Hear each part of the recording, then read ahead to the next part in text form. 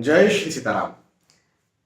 आंशिक काल सर्प दोष, आंशिक मंगल दोष, आंशिक चंडाल दोष इत्यादि आंशिक नाम लगाकर कई सारे जो इनोसेंट पुरुष है, महिला है, मुझसे अपना कुंडली विवेचन करवाते हैं और ये कहते हैं, स्पेशल कहते हैं, सर हमें आंशिक फला फला दोष बताया गया है और हम बड़े डरे हुए हैं, या हमारे बच्चे को बताया गया है, हम बड़े डरे हुए हैं, क्या होगा पता नहीं।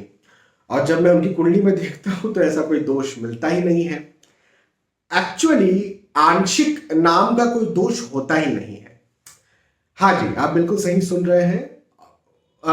कई कई बार जब मैं ये कहता हूं उन लोगों को कि देखो ऐसा आंशिक नाम से कोई दोष नहीं होता है, तो उन्हें भी बड़ा अचंभा लगता है कि सर हम तो पिछले कई सालों से ये सुनते आ रहे हैं कि आंशिक ये दोष है, तो आंशिक शब्द है क्या फिर? तो देखो, आंशिक का मतलब ये हो सकता है कि आपके आंशिक विवाह के योग है, प्रबल विवाह के योग है, आंशिक नौकरी लगने के योग है, प्रबल नौकरी लगने के योग है, आंशिक विदेश जाने के योग है, प्रबलता के साथ विदेश जाने के। अब ये अलग बात है, लेकिन हम किस बारे में बात करें आज? आंशिक हम बात करें कुंडली में बनने वाले दोषों के बारे में। हाँ, मंगल दोष, काल सर्प दोष इत्यादि, तो ये आंशिक कभी नहीं होते।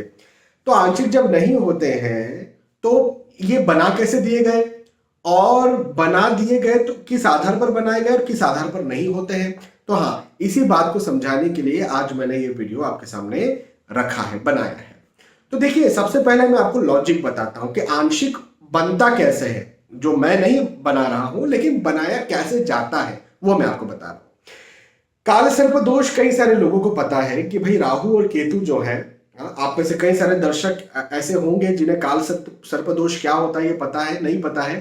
तो मेरे वीडियोस है, मैंने ज्योतिष में सिखाता हूं, तो वहां पर आपको एस्ट्रोलॉजी लेसन हिंदी में ढेर सारे कतारबद्ध तरीके से वीडियोस मिल जाएंगे, जिन्हें देखकर, जिन्हें सीखकर, जिन्हें समझकर आप एक बेसिक एस्ट्रोलॉजर बन सकते हैं, और वो भी मुफ्त में। तो मैंने सिखाया है कि काल सर्प दोष क्या होता है, आप वहां पर देख सकते हैं। तो काल सर्प दोष जो है उसमें राहु और केतु, हमेशा किसी की भी कुंडली में राहु और केतु एक दूसरे के सामने बैठे होंगे, है ना, कहीं और नहीं जाएंगे। राहु यहां पर है तो केतु वहां होंगे, मतलब एक दूसरे के सामने, तो एक एक्सिस बन जाता है, उसमें आप सीधी लाइन खींच सकते हैं। तो कुंडली में जब राहु केतु ऐसे बैठे तो ऐसी लाइन खींच दीजिए, उधर बैठे तो इधर केतु होंगे तो ऐसी लाइन खींच दीजिए, तो एक लाइन खींचा जाएगी उनका पूरा लंबा।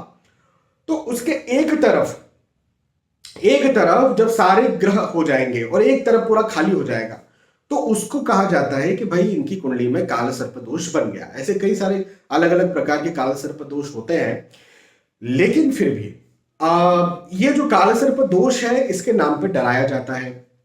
अच्छा, मैं तो कई बार ये कहता हूं कि भाई सचिन तेंदुलकर की कुंडली उठाइए, सचिन तेंदुलकर की कुंडली में काल सर्प दोष है, इतनी जल्दी किसी ने सफलता पाई, इतना अच्छा किसी का पारिवारिक जीवन है, इतना खुश कोई व्यक्ति है, इतना फिट कोई व्यक्ति है, यदि ऐसा ही काल सर्प दोष होता तो भगवान सबकी कुंडली में काल सर्प दोष हो जाए, है ना। तो सचिन तेंदुलकर कुंडली में आपको काल सर्प दोष मिल जाएगा। तो हाँ, यही होता है काल सर्प दोष का गणित, कि भाई एक तरफ कोई ग्रह नहीं होते, उसके एक एक्सिस की तरफ सारे ग्रह हो जाते हैं। अब ये एक बात हो गई। अब यहां पर आंशिक कहां से नाम आया? तो आंशिक में पता है क्या होता है, एक या दो ग्रह उस एक्सिस से कहीं बाहर निकल आते हैं, एक ग्रह बाहर निकल आता है, या राहु के साथ कोई ग्रह बैठ जाएगा, केतु के साथ ग्रह बैठ जाएगा, या थोड़ा सा एक्सिस से बाहर आ जाएगा, उसको बोलेंगे आपकी कुंडली में आंशिक काल सर्प दोष है, एक ग्रह के बाहर आने से। अरे भैया, सीधा गणित है इसका कि एक एक्सिस में जो है वो सारे ग्रह होंगे तो काल सर्प दोष बनेगा। अब एक ग्रह बाहर आ गया तो काल सर्प दोष कैंसिल ही हो गया ना, तो आप आंशिक शब्द बोल कैसे रहे हैं? तो ये थ्योरी यहां पर बिल्कुल गलत हो जाती है। हाँ, मंगलिक, अब मंगलिक है तो मंगल का डिग्री यदि 10 से लेकर 20 तक है तो वो जो है वो मांगलिक होगा। मंगल यदि कमजोर है तो बोले आंशिक मांगलिक है। भाई, मांगलिक तो मांगलिक है, कमजोर और डिग्री वाइज कमजोरी से मांगलिक होना थोड़े खत्म हो जाएगा, या मांगलिक का वो दोष थोड़े कम हो जाएगा। मांगलिक तो मांगलिक है, वैसा मांगलिक कोई दोष नहीं होता है। मांगलिक यदि दोष होता तो भगवान श्री राम की कुंडली में मंगल है, हाँ, भगवान श्री राम मांगलिक है, तो भगवान श्री राम को कोई दोष नहीं था। एक बात जान लीजिए, भगवान श्री राम मांगलिक थे। तो ऐसे हर कोई व्यक्ति मांगलिक होता है। मांगलिक दोष या मंगल दोष नाम की कोई चीज नहीं होती। कुछ दोष कहा जाता है, कुछ चीज नहीं होती। कोई भी व्यक्ति मांगलिक होता है। मांगलिक होना एक प्रकार की घटना है, ये कोई दोष की बात नहीं है। इसमें केवल ये देखा जाता है कि कुंडली मिलान करके अच्छे से शादी हो, नहीं तो शादी खराब हो सकती है, ये एक बात जरूर है। लेकिन लेकिन उसको दोष का नाम दे दिया जाना बिल्कुल गलत है, और उसमें भी मंगल दोष आंशिक है, यह पूरी तरह से गलत है। तो देखिए, ऐसा कोई आंशिक नाम से कोई दोष नहीं होता, तो फिर ये बना क्यों दिए गए? बनाने की पीछे की वजह क्या है? देखिए, बनाने की वजह यह है कि आपकी कुंडली गई किसी के पास, है ना? अब कुंडली गई तो भैया अब मंशा है किसी खुद को ज्योतिष, सो कॉल्ड जो ज्योतिष एस्ट्रोलॉजर जो खुद को कहते हैं, उनकी मंशा है कि अब आपसे कुछ तो करके कुछ तो पैसे लिए जाए। तो भाई कुछ दोष नहीं दिख रहा है, तो वो दोष थोड़ा सा कुछ समझ में आ गया, अच्छा यार ये जो है ना थोड़ा सा बनते बनते रह गया, हाँ काल सर्प दोष बन रहा था, बनते बनते रह गया, अब क्या किया जाए? इसको आंशिक नाम दे दो। बनने वाला ही था लेकिन बनते बनते रह गया, इसको आंशिक नाम दे दो। आंशिक नाम देंगे तो सामने वाला डर जाएगा, परेशान तो है ही। अब वो परेशानी की वजह मुझे तो समझ में आ नहीं रही, तो वो वजह तो मैं बता नहीं सकता, तो यही वजह मैं बता देता हूँ, आंशिक। और आंशिक वजह बता करके इससे पैसे भी मिल जाएंगे और पूजा पाठ। तो ये जो आंशिक जब कहा जाता है दोष में, तो ये पैसे लूटने के लिए कहा जाता है। मैं फिर दोहरा दूं, आंशिक योग जरूर होते हैं, विवाह के आंशिक योग प्रबल योग, नौकरी के आंशिक योग प्रबल योग, वो अलग चीज है।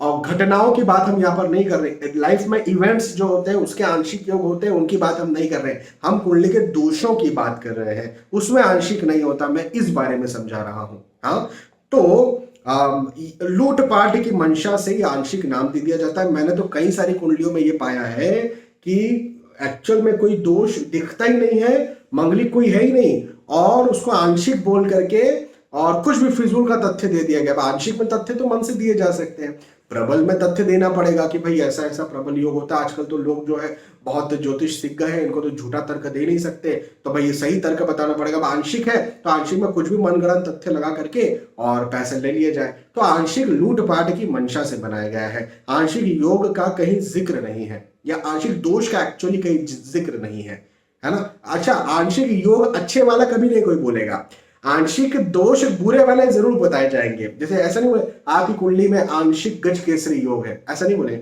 आपकी कुंडली में आंशिक बुधादित्य राज योग है, क्योंकि इससे मिलेगा क्या? आंशिक गज केसरी योग है तो सामने वाला खुश हो जाएगा, डरेगा थोड़े। हाँ, जब डरेगा नहीं, जब वो खुश हो जाएगा, मोटिवेटेड हो जाएगा, तो उससे पैसा थोड़ी मिलेगा, है ना? पैसा कैसे लूटा जाए ये हथकंडे के लिए दोष को ही आंशिक बताया जाएगा। तो आंशिक योग भी नहीं होते, आंशिक दोष भी नहीं, शुभ योग भी आंशिक नहीं होंगे, और कुछ किसी प्रकार के बुरे दोष भी आंशिक नहीं होंगे, और होंगे तो वो होंगे, उसको प्रबल भी नहीं कहा जाएगा कि भाई प्रबल बड़ा मंगल है। मेरे पास कई सारे लोग आते हैं, सर मंगलिक है हमारा बच्चा। हाँ मंगलिक है, कोई प्रबल मांगली है या फिर आंशिक मंगलिक? बाबा ऐसा प्रबल आंशिक वाला कोई विषय ही नहीं है। हाँ, यहाँ पर आपको मंगल नॉन मंगल लड़का लड़की की कुंडली मिला करके शादी करा देना, बस सीधी सी बात है।